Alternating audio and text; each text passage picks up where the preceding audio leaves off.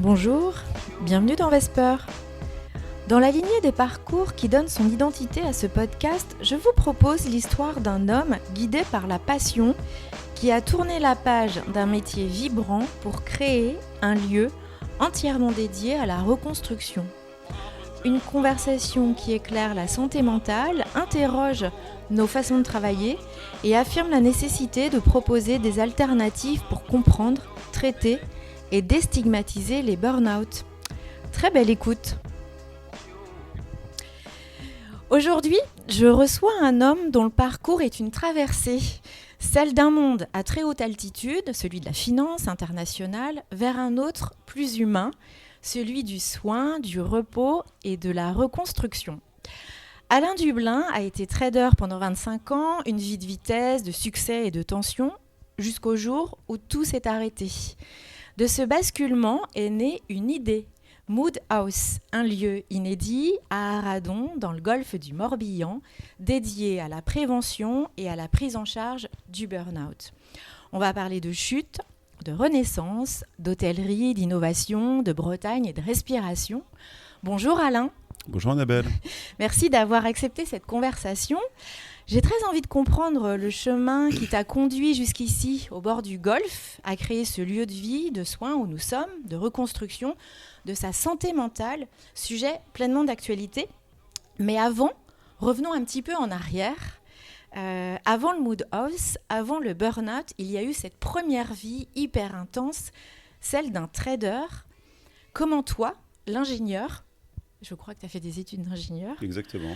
Es-tu rentré dans ce monde de la finance internationale et du trading ? Alors, ça remonte à il y a quelques années maintenant, une trentaine d'années, très exactement. Sortie d'école d'ingénieur, j'ai fait un MBA à HEC orienté sur la finance de marché. Okay. À la sortie de ce MBA, j'ai co-créé une start-up dans l'édition de logiciels d'analyse boursière et la gestion de fonds pour compte de tiers. Puis finalement, j'ai atterri dans une grande banque française en 1996 pour faire des dérivés sur les taux de change, puis après des dérivés actions. C'est un environnement qui est très quantitatif, donc qui nécessite quand même une compétence d'ingénieur plutôt. Et ce parcours m'a amené à devenir trader entre Paris, Hong Kong, Londres. Voilà, à traiter sur les marchés internationaux de dérivés actions, principalement. Tu t'es fait embarquer par cette vie parce que c'était une vie du coup de passion oui, totalement. Ouais. Totalement, un métier de passion qui permet d'avoir l'esprit en effervescence permanente, d'analyser ce qui se passe, de prendre des décisions, d'avoir tort, d'avoir raison, d'avoir des grandes satisfactions, des grandes frustrations. C'est un métier passionnant, intense et qui fait vibrer positivement et négativement, bien sûr, mais c'est ce qui en fait le charme. On ne s'ennuie jamais. Et au bout de 25 ans, on continue d'apprendre, de comprendre, et voilà. Moi, j'en ai l'image de Wall Street, ou du Loup de Wall Street d'ailleurs, tu vois, ces films en fait qui en ont donné, voilà, c'est des écrans, c'est des chiffres à tout va, c'est des décisions rapides, c'est quelque chose de complètement presque intensément fou. Oui, alors il faut remettre dans le contexte des choses qui sont très différentes. Hein. Le Loup de Wall Street, ce sont des brokers, donc des courtiers. C'est une époque complètement différente de celle dans laquelle j'ai vécu, où nous travaillions pour des banques en tant que trader et non intermédiaire courtier à faire de la vente et à essayer de plumer les clients finaux. On est effectivement derrière des écrans avec beaucoup de chiffres, beaucoup d'informations à analyser rapidement et à comprendre et à essayer de prendre les bonnes décisions. Mais c'est un environnement qui intellectuellement est très stimulant. On se retrouve à côtoyer des cerveaux absolument brillants, tous les plus grands ingénieurs ou les plus grandes écoles de commerce de France et de l'international. Environnement multiculturel. Aussi bien dans la salle de Paris que celle de Londres ou de Hong Kong, on côtoie un petit peu diverses nationalités Et c'est quelque chose qui est, oui, un rythme très intense, très rapide, mais exceptionnel. Et qu'est-ce que ça fait humainement de vivre et de côtoyer ce monde-là? Toi, tu as quand même construit une vie de famille à côté? Oui, totalement. Je suis marié, toujours marié avec la même femme depuis bientôt 30 ans, 3 enfants. C'est un métier de passion, mais il faut garder la tête froide, rester humble, lucide sur le fait que ça peut s'arrêter à tout moment, puisqu'on est quand même sur des exigences de performance et de durabilité qui ne sont pas toujours évidents à concilier avec une vie normale. C'est pour ça que le turnover est généralement assez élevé dans le trading et que peu de personnes restent plus de 10 ans dans le trading. J'ai eu la chance de pouvoir rester et prendre des responsabilités globales de mon activité. Et oui, effectivement, garder la tête froide, lucide, on reste humain avant tout. On en parlera après, mais tout en étant dans le trading et sur ces fonctions intenses et bien prenantes, tu as mené d'autres projets en parallèle, y compris dans l'hospitalité. Ouais. Donc ça ne t'empêchait pas d'avoir du temps. Non, disons que j'ai un tempérament un peu hyper actif. Oui. Donc il faut que je sois toujours stimulé, et puis je m'intéresse à beaucoup de choses, des sciences à l'art, en passant par l'hospitalité, les voyages et l'immobilier depuis toujours. Donc j'ai pu combiner ça dans des projets annexes qui étaient de l'investissement immobilier, une maison à Paris qui s'appelle Maison Montespan, qui est un lieu dédié à ce que j'appellerais la haute hospitalité, c'est-à-dire c'est une villa privative avec tout le service hôtelier au niveau d'un 5 étoiles ou palace. Voilà, c'était quelque chose que j'ai pu concilier le soir après le travail et le week-end. Donc ça a puisé forcément dans mes ressources mentales aussi, parce qu'un projet immobilier ne se fait jamais totalement dans la facilité. Et on va vite comprendre pourquoi tu en es là aujourd'hui et on est au Moodos. Juste, et sans en dire trop, tu as grandi dans un environnement hyper stimulant de cet ordre-là, dans un milieu d'entrepreneurs ou... Non, pas du tout. En fait, j'ai grandi dans un milieu très stimulant du point de vue intellectuel. Mon père était chercheur généticien, vraiment un monsieur cérébral dans la réflexion, dans l'analyse, dans l'esprit, travailler son cerveau tout le temps, et effectivement peut s'accorder très peu de repos, ni de vacances, ni de loisirs. C'était plutôt toujours dans le travail et dans l'utile, donc ça a peut-être déteint un petit peu sur moi de ce point de vue-là. Mais pas le côté entrepreneur, non. Non, mais par contre, le besoin de nourrir l'esprit, quoi. Le besoin de nourrir l'esprit, oui. Ouais. Oui.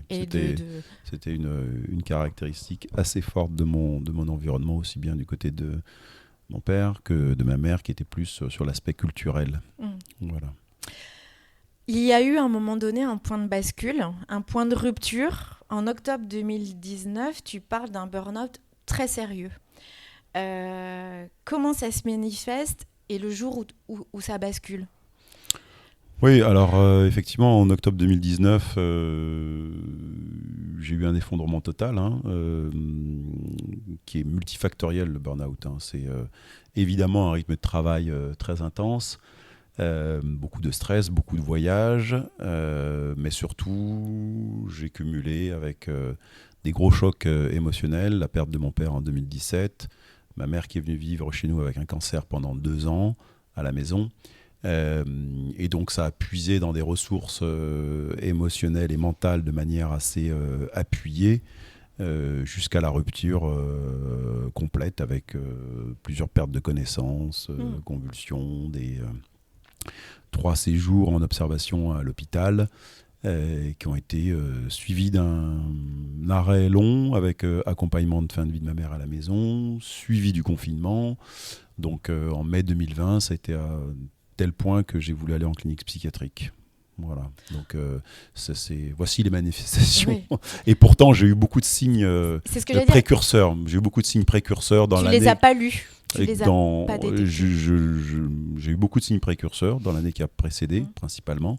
Mais je les ai complètement ignorés, pensant que ça allait passer, que ça allait se résoudre aux prochaines vacances. Ou, voilà, Qu'il fallait un peu de repos, quoi. Qu'il fallait un peu de repos. Et en fait, pas du tout. Voilà. Avant cet épisode-là pour toi, Ouais. tu étais sensibilisé aux questions de santé mentale autour Très de toi? Tu avais eu des exemples de burn-out ou... Non, très peu. Très peu.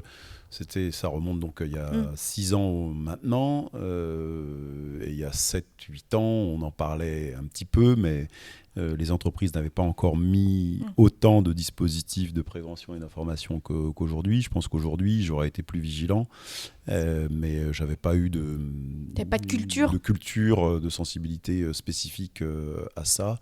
Et dans mon entourage non plus. J'avais eu l'exemple d'un de mes traders quelques mois avant que ça m'arrive, qui lui était vraiment à bout et à qui j'ai évité le burn-out en fait, en le redirigeant suffisamment tôt vers un autre poste, puisqu'il voulait démissionner, retourner sur les bancs de l'école. Il était vraiment à bout, changer de vie complètement, de manière... radical, et parce qu'il n'était pas en mesure de décider, pas assez lucide, et on s'est posé, on a pu le faire rester en changeant assez rapidement de position. Et donc je l'ai décelé pour lui, mais pas pour toi. Mais pas pour moi. Voilà. Et ton entourage, ta famille, ta femme, comprenait pas ces signaux? Non plus, parce que c'est quelque chose sur lequel on met un couvercle. La caractéristique fréquente des personnes... alors, sans faire de généralité, mais c'est en général de donner priorité à tout sauf à soi-même, donc s'oublier dans le travail, donner la priorité à la famille et s'oublier soi-même, donc essayer de préserver tout l'entourage. Donc c'est aussi la manière de mettre le couvercle et de soi-même ignorer les signaux. Oui, et puis on se dit pas à lui, c'est pas pour lui, ça lui arrivera pas, sans doute, ou même toi tu dis moi je passe en dehors de ça, je vais pas toucher le fond comme ça. On n'y croit même pas, et puis on n'est même pas conscient, on sait même pas où est-ce que ça peut emmener. Enfin, on l'imagine comme juste une fatigue extrême qui va passer, ça va aller mieux, et puis jusqu'à ce que le corps dise stop, mais sans être informé. Et savoir lire les signaux faibles et forts, surtout forts, on passe à côté et on va jusqu'à la rupture. Donc c'est là où c'est important de faire de la prévention, d'être accompagné et d'être bien informé. Et je pense que maintenant, c'est de plus en plus le cas. Comment tu as fait ta reconstruction, toi, à cette époque-là, après ces différentes étapes, jusqu'à se dire là, il faut vraiment trouver une solution? La reconstruction a été très longue. Très longue parce que... comme j'ai dit, j'ai failli rentrer en clinique psychiatrique. En fait, je suis rentré et ressorti immédiatement, puisque c'était encore le protocole Covid. J'aurais dû rester 2 semaines dans une chambre en quarantaine sans voir personne, et donc j'ai refusé, et je pense que j'ai bien fait. Parce qu'il n'y avait pas, d'un point de vue médical, d'autres lieux? Non, c'est ce que j'allais venir à ça, c'est-à-dire que y a pas de... Je me suis retrouvé face à un vide. Donc la médecine de ville, qui est assez sporadique et qui permet de consulter 1 fois par semaine, 1 fois toutes les 2 semaines, et de revenir dans son environnement. Les centres de bien-être, de spa, qui permettent de se sentir peut-être un petit peu bien physiologiquement, physiquement, mais qui sont sans accompagnement structuré.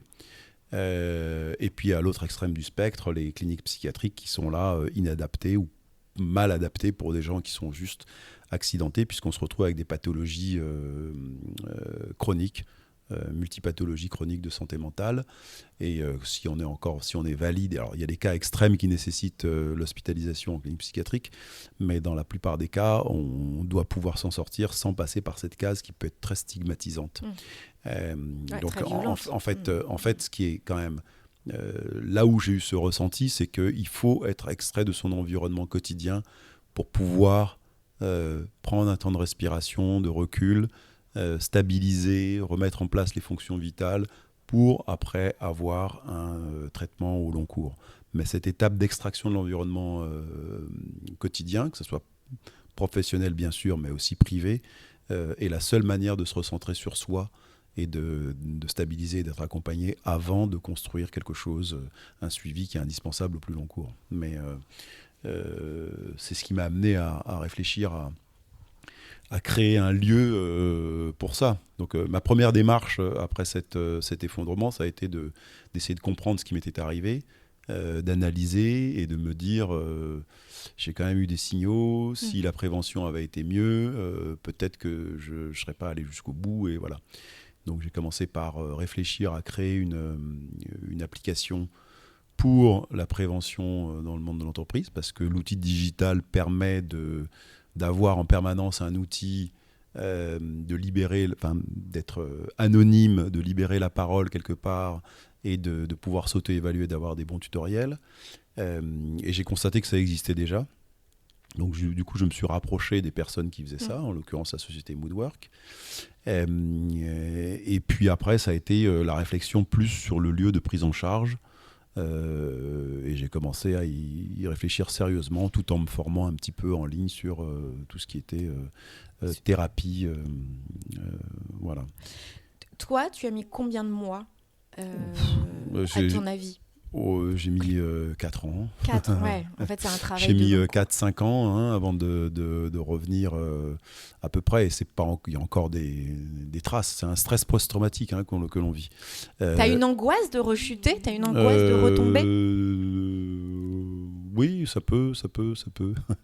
Mais surtout, oui, c'est vraiment un stress post-traumatique. Et en général, quand on arrive dans le cas dans lequel je suis allé, ça a été une remise en cause complète, beaucoup de choses. J'ai pris la décision de quitter mon entreprise alors que j'étais pas dans le bon état pour décider. Donc j'ai jeté le bébé avec l'eau du bain, alors que j'aurais dû prendre du recul et pour prendre le temps de prendre des décisions sereines. Donc ça, c'est quelque chose que j'ai assez mal vécu et qui m'a perturbé pendant les années qui ont suivi. Et pourtant, tu as un entourage. C'est-à-dire qu'en plus, les personnes qui pourraient être seules à vivre ça, c'est vraiment c'est terrifiant, parce qu'il n'y a plus de repères. Toi, tu as un entourage et tu te rends compte quand même que finalement, la prise de recul pour prendre les bonnes décisions, même entourée, c'est compliqué. Oui, et puis surtout si on ne partage pas cette prise de décision. Et puis les personnes sont plutôt bienveillantes et vont vouloir dire, mais oui, si ce truc-là t'a rendu malade, prends soin de toi. Oublie. Et donc oui, dans mon processus de reconstruction, ça a été compliqué, puisque j'avais 3 deuils à faire. Le deuil de mes parents et le deuil d'une vie. Le deuil de ma carrière que j'adorais, de mon métier que j'ai adoré et qui m'a passionné et qui représente 25 ans, de 25 ans à 50 ans, c'est plus que 50% de poids de vie. Oui, et que tu n'imaginais pas avant cet épisode quitter comme ça. Voilà. Donc on le vit aussi comme un échec, on se remet complètement en question, il y a plein de choses compliquées. Ça peut vite être vicieux finalement, parce qu'on se voit dans cet état, on a l'impression de perdre pied sur son travail, de ne plus pouvoir le faire, de le quitter, pas par choix, mais presque par nécessité de survie, sans être sûr que ce soit la bonne décision. Ça fait beaucoup, ça fait beaucoup. Ça fait beaucoup, et puis sur l'incertitude de l'avenir, beaucoup de choses. Alors oui, ça peut être très compliqué pour se reconstruire. Donc, cet entourage, ça a été ta clé quand même. Toi, tu te sans ma famille, je ne serais plus là aujourd'hui. Ça, c'est clair. Par les moments les plus difficiles, j'ai la certitude, et ils le savent maintenant, que sans la famille, je ne serais plus là aujourd'hui. D'où l'importance d'anticiper et de faire beaucoup de préventifs, parce que tout le monde ne se retrouve pas forcément dans ton cas. On parle de chute, je lisais un article justement, ces accidents de vie dont le burn-out fait partie, qui peuvent nous emmener à la rue, parce qu'en fait on perd tout d'un coup, on peut même perdre sa femme ou son mari, se retrouver sans rien, et ça n'arrive pas qu'aux autres. Et j'ai été très touchée d'entendre ça hier, alors sans doute parce que je prépare tout ça, mais je me dis c'est vrai. Finalement, ça peut conduire... la dégringolade, elle est fatale, en fait. Oui, et ça peut conduire vraiment à des drames humains. C'est-à-dire que des personnes peuvent mettre fin à leur jour, elles peuvent tout perdre, comme tu l'as dit, et elles peuvent finir par se perdre elles-mêmes. Sortir de la société. C'est quelque chose qui peut être dramatique. Et le travail est tellement important socialement, dans la posture, mais aussi dans la relation. On se nourrit des autres, qu'effectivement, quand on est coupé de tout ça, ça peut devenir très compliqué. Et la santé mentale, c'est vraiment au cœur, je trouve, de l'actualité. Les conférences sont nombreuses, les livres, je trouve que la nouvelle génération s'en empare bien. Les jeunes, aujourd'hui, n'ont pas peur d'imaginer d'aller voir un psy, là où je suis plus proche de ton âge. Au départ, on met pas les mots dessus, quoi. On voit ça pour les autres. Je pense à Lorraine Bastide qui fait son podcast Folie douce, qui est dédié à la santé mentale de tout ordre, hein, j'entends. Et c'est bien d'en parler, c'est bien de mettre les mots pour faire aussi tout ce travail de préventif et d'anticiper. Oui, bien sûr, ouais, l'information, la déstigmatisation, la libération de la parole, c'est crucial. Parce qu'il n'y a rien de pire que, déjà, par essence, la personne qui va être fragilisée va se replier sur elle-même, va avoir une perte de confiance totale. Mais s'il n'y a pas cette libération de la parole et cet accompagnement, cette déstigmatisation, c'est la chute assurée. Toi, il me semble avoir lu, tout le long de ta carrière, hein, tu es dans la performance. Oui. La performance, l'efficacité. Oui, la performance, la compétition. La compétition, la performance. Oui. Et aujourd'hui, tu parles plutôt de présence. J'ai lu ça, je ne sais pas si je me suis trompée ou pas, que tu es plutôt dans le présent. En tout cas, qu'est-ce que ce burn-out, qui est tu dis, un chemin qui se poursuit encore aujourd'hui pour toi, hein, c'est quelque chose avec lequel tu vis, qui laisse des traces, a changé dans ta vision du travail et a changé dans ta vision de la réussite? Disons qu'aujourd'hui, je me consacre à je replace les priorités dans ce qu'elles sont, mais je fais toujours les choses à fond. Je fais les choses qui me plaisent par passion, par conviction, et avec un objectif de réussir sans rien lâcher et sans concéder. Mais la finalité étant de trouver une solution à un problème et aider pour éviter que les drames se produisent dans la création de Mood House. C'est vraiment ça. On ne peut pas laisser un tel vide aujourd'hui. Donc, qu'est-ce qu'on peut faire ? Ça a commencé par réfléchir à la prévention en entreprise, comment éviter que les gens aillent jusqu'à la rupture. Et puis une fois que ça c'est déjà traité, puisqu'il y a déjà des tas de cabinets en RPS, les entreprises mettent en place des programmes de formation, d'information, de QVCT, il y a plusieurs applications qui existent. Donc le travail est déjà fait dans le monde de l'entreprise. Ça, tu trouves que concrètement, ça a bien pris le pas ? Ça, bien sûr, heureusement. Okay. heureusement. Et à tout niveau de structure ou que sur les pôles de grosses boîtes ? Parce que tu vois, il y a aussi... Non, mais alors, la dynamique est lancée, il y a encore énormément de trous dans la raquette, il y a encore des choses à faire. Mais mon propos est de dire que il y a déjà beaucoup d'acteurs, il y a déjà beaucoup, c'est identifié, les gens sont là-dessus, il y a des trous dans la raquette, mais il n'y a pas un vide absolu. Puisque le mouvement est lancé, tout le monde en a conscience, le travail est initié et il y a déjà les bons acteurs en place sur différents registres, que ce soit les cabinets de RPS ou les applications digitales. Voilà, et les entreprises en ont conscience et savent faire appel. Et donc, dans les murs, dans la prévention, il y a beaucoup de choses qui sont faites. Aujourd'hui, ce qui manque réellement, c'est la prise en charge et la prévention très avancée, ce que j'appellerais la prévention de niveau 3, le niveau tertiaire. Quand quelqu'un est fragilisé, elle ne peut pas rester dans le même environnement qui a généré le stress. C'est-à-dire que quand la personne est en limite, commence à être fatiguée, à être moins réceptive, à avoir les signaux faibles ou signaux forts qui apparaissent, la prévention en entreprise ne sera plus suffisante. Il faut qu'elle soit extraite de son environnement pour avoir ce temps de recul, comme un traitement de choc, comme un traitement d'attaque, pour avoir ce temps de recul, stabiliser, apaiser, relancer les fonctions vitales, pour après avoir un accompagnement, repartir avec les bons outils, et après avoir un accompagnement en médecine de ville ou dans le cadre de l'entreprise. Mais cette étape est préliminaire et elle est complémentaire à la médecine de ville, d'avoir ce temps de respiration dans un lieu qui permet de se recentrer sur soi. Et c'est l'objet de Mood House. C'est la raison d'être de Mood House. on y est. C'est vraiment, je dirais que c'est ton histoire. Tu t'es dit, il y a un truc à faire. Cette idée est née de cette histoire-là et de ce manque. Ah oui, clairement. C'est-à-dire que ça s'est fait comme une évidence quand j'ai pris la décision d'aller en clinique psychiatrique parce que je ne trouvais rien. J'ai cherché, j'ai regardé, et je ressentais le besoin absolu de sortir de chez moi, d'être dans un lieu où on pourrait s'occuper de moi, m'accompagner, m'amener à me stabiliser, m'expliquer et me donner tous les éléments pour pouvoir reprendre ce temps et me reconstruire. Et il n'y avait rien. Et donc ça a été comme une évidence qu'il fallait créer un lieu comme ça. Donc ce lieu, je l'ai créé comme ce que j'aurais aimé avoir, surtout avant la rupture, quand j'avais des signaux faibles, me dire, tiens, je vais aller passer... il y a des signaux faibles. Je vais peut-être aller passer une semaine chez Mood House et puis ça me permettra d'aller mieux et d'éviter d'aller jusqu'à l'effondrement. Voilà. Mood House, le lieu, donc on est à Arradon.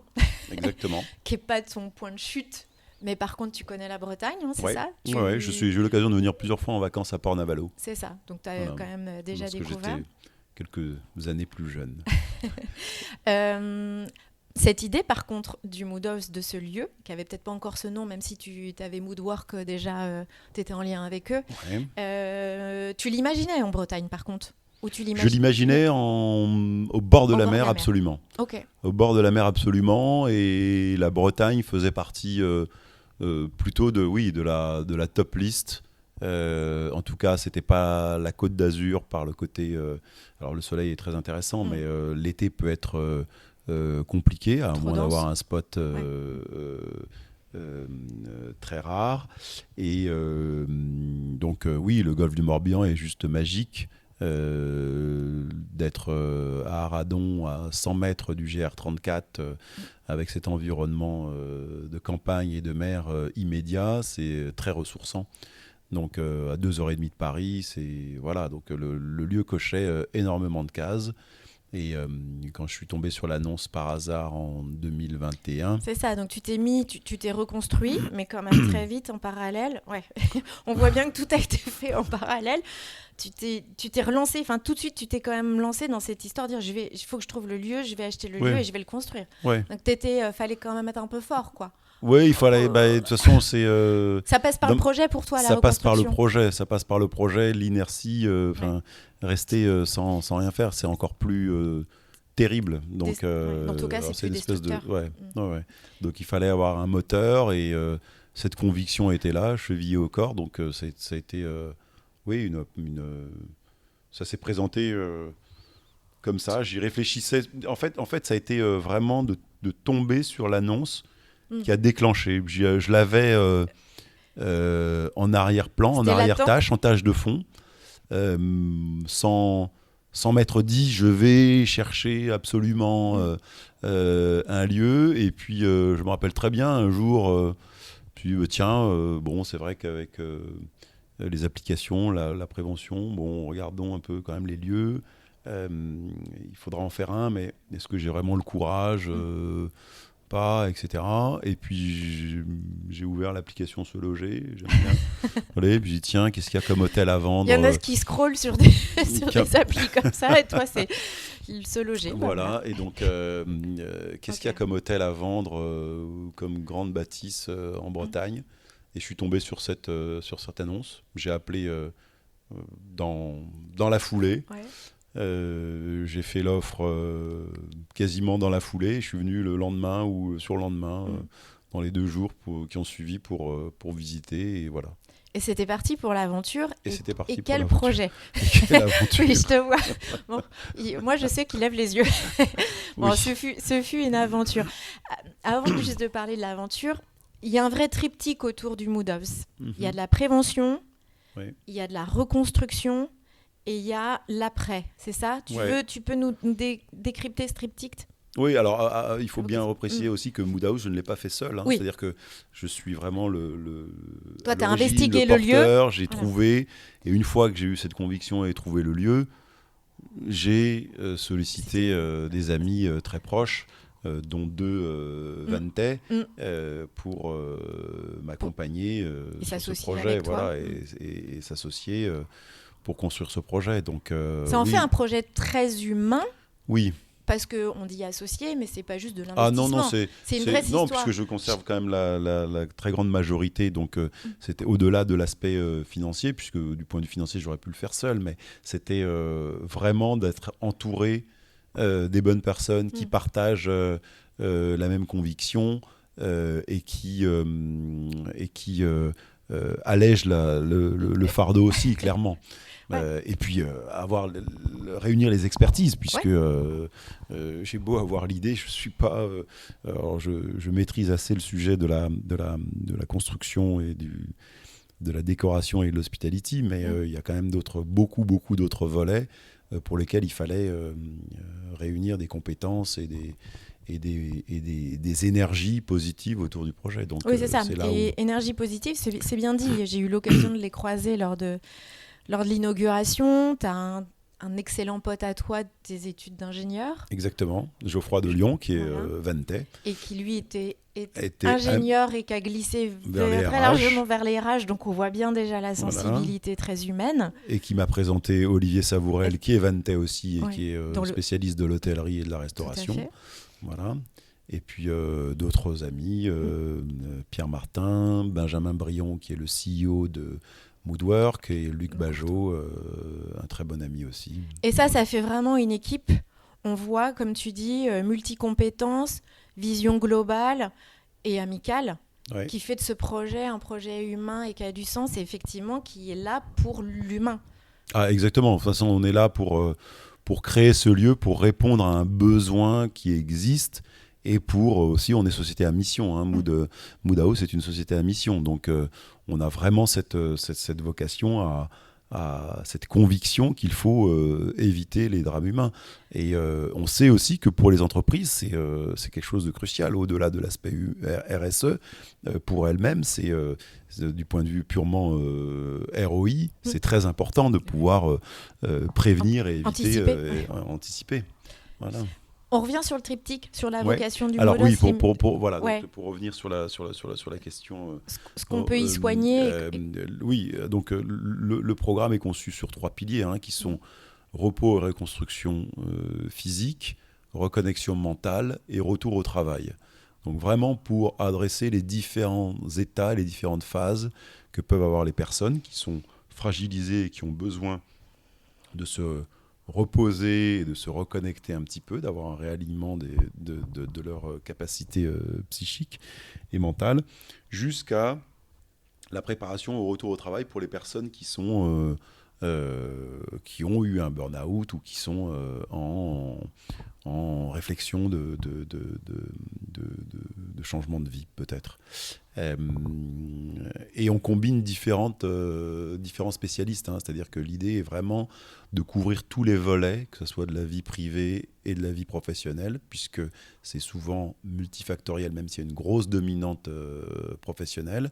Et du coup, on a réuni une équipe avec des psychologues cliniciens, psychologues du travail, coach sportif, coach RH, très important pour le rapport au travail et le retour, ainsi que sophrologue, prof de yoga, diététique, voilà, pour avoir une approche complète. On parle de séjour et on parle de collectif. C'est important de le dire parce que c'est pas un séjour qu'on vient faire solo, un peu face à soi-même. Non, c'est aussi porté par un collectif. Oui, clairement.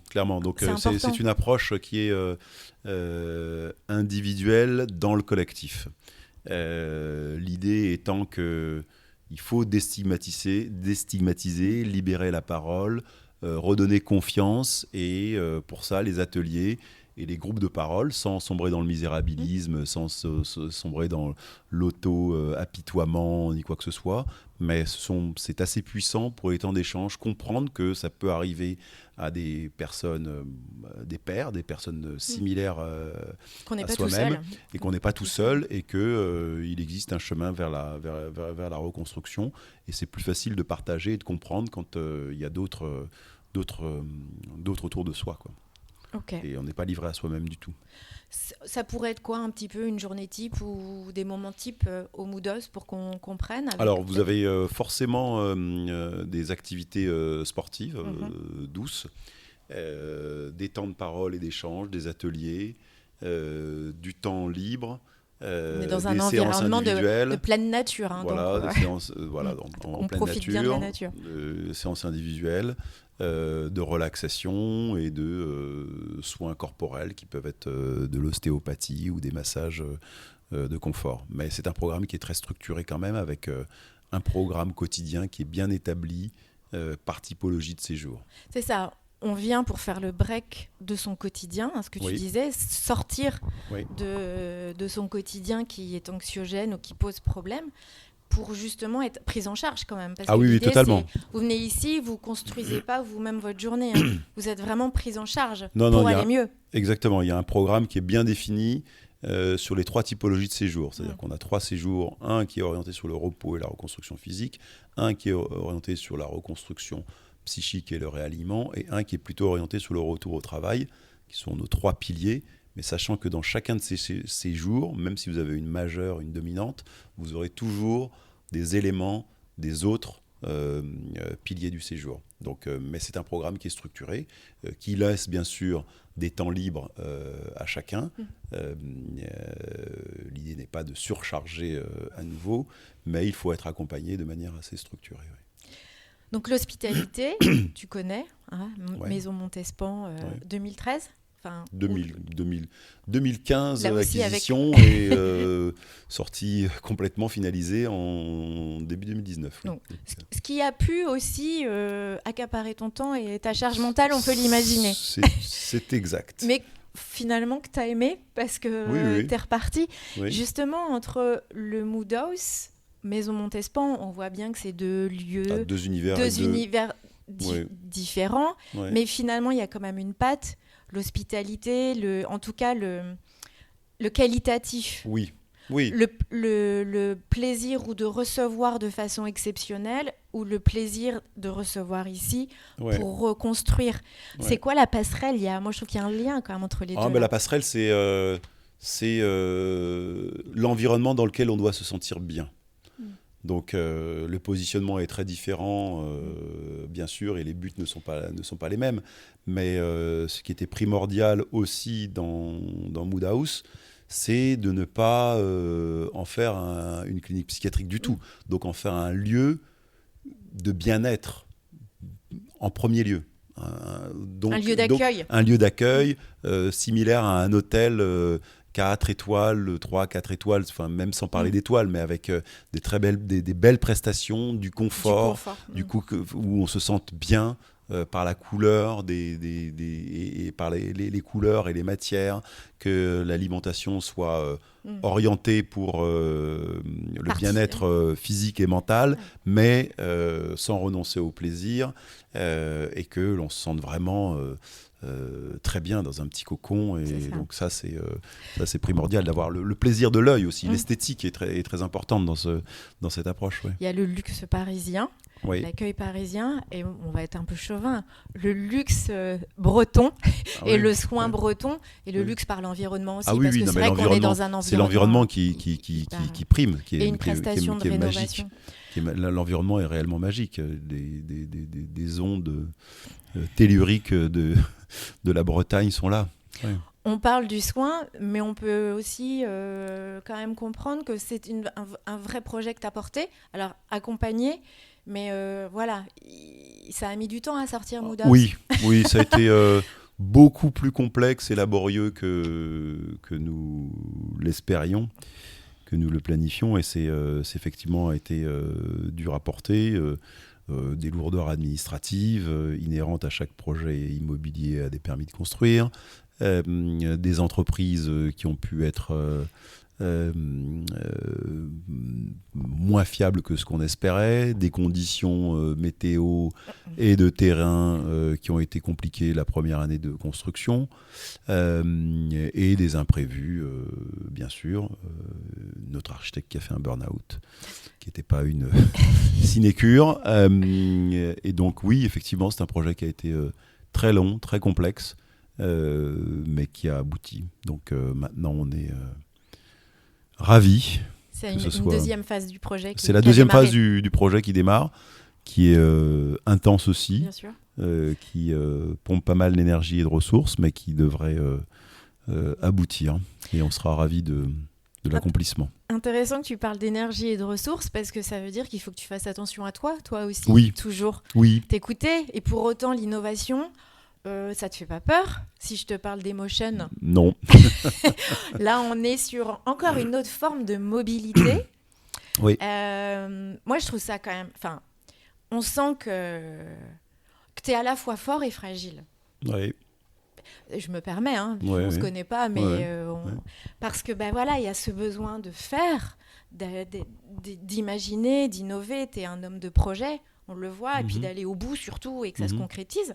Donc là, Emotion, on est sur de la mobilité. Ce qui, moi, m'intéresse, c'est quand même là encore ce lien avec la protection.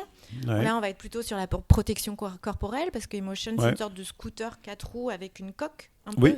Exactement. Ouais. Donc, tu protèges le corps, là où en Modos, tu protèges l'âme et la santé mentale. Et toi, tu te protèges comment aujourd'hui ? Par mes projets. Ouais, en fait. C'est ça, c'est ma manière de me protéger, c'est de courir pour pas m'arrêter, comme les requins. S'ils arrêtent de nager, ils coulent. Non, en fait, oui, c'est la même approche, encore une fois, c'est-à-dire que c'était problème, solution. J'habite à Paris. Les déplacements dans Paris sont très compliqués. Depuis 2019-2020, je ne circule qu'à vélo électrique. J'ai jamais voulu prendre de scooter parce que c'est trop dangereux. Et puis, ça faisait pas mal d'années que j'avais cette idée en me questionnant pourquoi BMW n'avait pas mis 4 roues à son C1 ou pourquoi il n'avait pas... pourquoi le Piaggio MP3 n'avait pas mis une cabine comme le C1 et donc en 2020 quand je me suis retrouvé dans le vide, cette idée m'est revenue et donc j'ai cherché une solution et je suis tombé sur une entreprise qui importait des véhicules de loisirs de Pologne et j'ai trouvé que ça représentait une base très intéressante pour travailler sur ce concept. Je les ai contactés et puis on s'est très bien entendu, on s'est tapé dans la main, on s'est associés et j'ai apporté ma contribution pour pouvoir lancer le projet dans cette dimension. Voilà. Okay. Donc, voilà. Emotion, c'est un projet français. Voilà, exactement. Qui aujourd'hui est encore en stade de start-up. Start-up concept ou tu as déjà... Ah non, on a déjà un prototype roulant, un démonstrateur qui a été exposé à Vivatech. On est accompagné par la BPI et par l'ADEME. On sera au CES à Las Vegas. On passe en phase... On passe la classe à Vegas. Et on espère que ce qui se passera à Vegas ne restera pas qu'à Vegas. Et on passe en phase industrielle en 2026 pour la production de masse en 2027. Et une production de masse qui se fera en France, c'est des qui enjeux se fera en France, après, oui. On tient à rester un français. Maximum, français. Voilà. Donc tout c'est... Oui, je suis... Ouais. Parce que tu parles de 2020, mais 2020, c'est quand même pile poil les phases de fragilité aussi. Oui, mais il faut que... Mais quand on se retrouve dans le vide et que ça tire vers le bas, il y a l'esprit qui se cogne sur toutes les parois, comme une mouche dans une pièce noire avec juste une lucarne, un petit peu. Et donc, il va chercher la lumière où il y a, et donc ce sont les projets. Qu'est-ce que tu dirais à l'homme d'avant 2019 aujourd'hui ? Ne change rien. Non. Je sais pas si ta femme va l'écouter. Non, je dirais...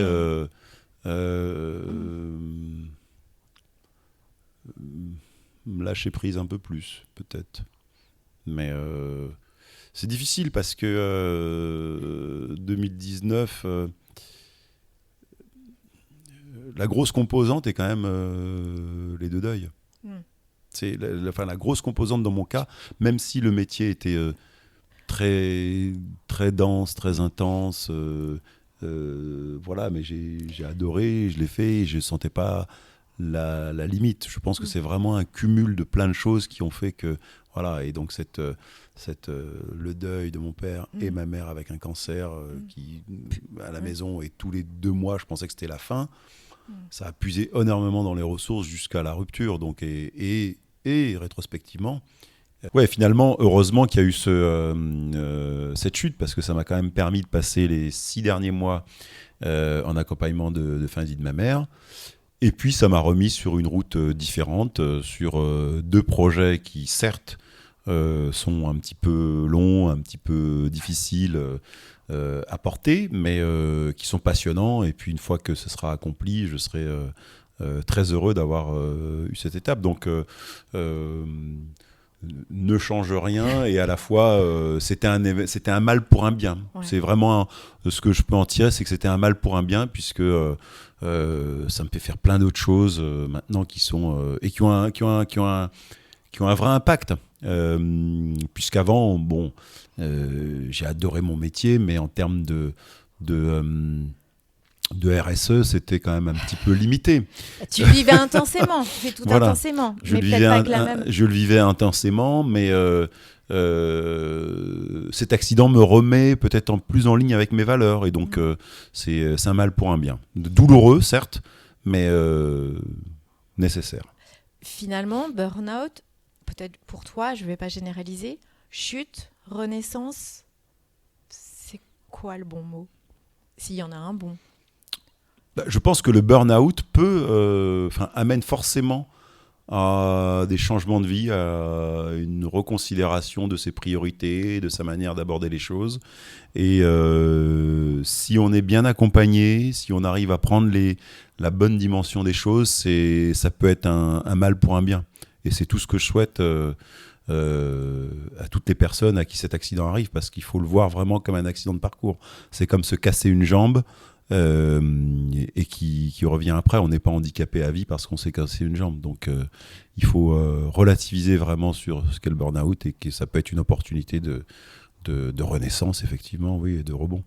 Aujourd'hui, c'est vraiment un sujet sur lequel tu es très engagé, tu es prêt à prendre la parole. Enfin, là, tu le fais au micro de Vesper, mais je pense même de témoigner pour essayer de faire bouger les lignes un peu plus vite, faire gagner du temps à certaines personnes, j'imagine. Voilà, ça fait partie de tes sujets de cœur, presque un peu militants, ou en tout cas... Oui, disons que c'est dans ma nature, en fait, aussi. C'est-à-dire que quand j'ai une conviction, quand j'ai une idée derrière la tête, je ne l'ai pas ailleurs.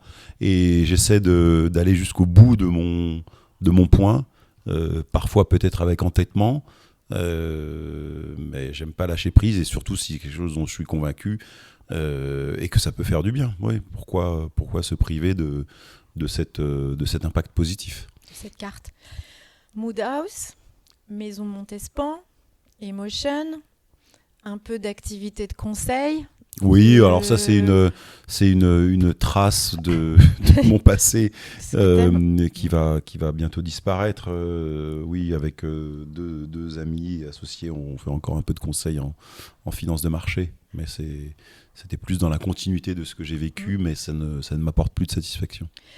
On se revoit pour un nouveau projet. J'imagine qu'il y en a d'autres dans les tuyaux. Oui, il y en a un autre.